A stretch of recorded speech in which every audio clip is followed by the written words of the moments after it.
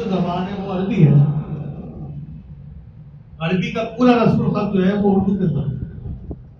اردو کا رسم الخط اگر آپ دیکھتے ہیں الف بے پہ کس زبان کے اسی سے ہے.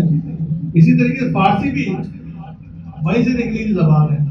جب آپ کو قرآن پاک پڑھنا کیوں آسان ہوتا ہے؟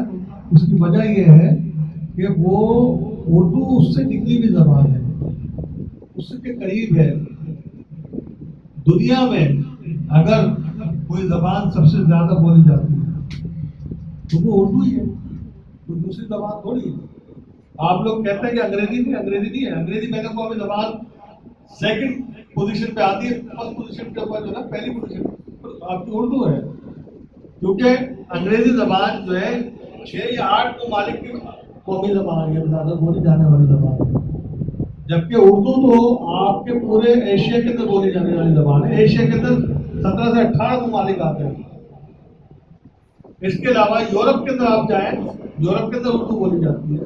آپ انگلینڈ چلے آئیں, آپ کو وہاں پر انگریزی کا اردو اور پنجابی بولی جو ہے آپ کو زیادہ نظر آئے گی. کہاں پر؟ انگلینڈ کے اندر. آپ لگتا ہے کہ کراچی میں گھوم رہے ہیں اور دیگر ممالک کے اندر چلے جائیں. تو میرے دوستوں کہنے کا مقصد صرف اتنا سا ہے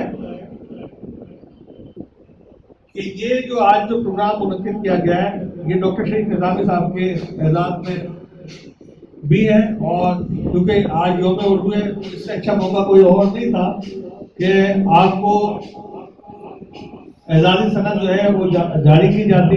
آپ کو خطاب دیا گیا ہے بابا نفاذ اردو. اور جتنے بھی جہاں تک میری آواز پہنچ رہی ہے, یہ سوشل میڈیا کے اوپر چل رہا ہے, دیکھیے گا وہ بھی چل رہا ہے.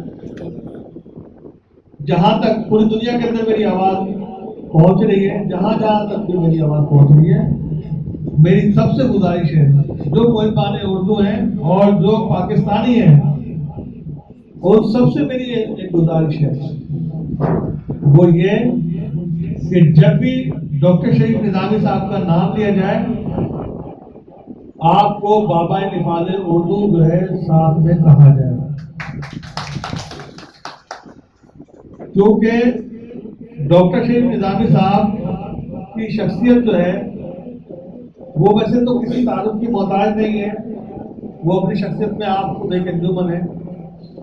لیکن ہم یہ سمجھتے ہیں جو بھی محبان اردو ہے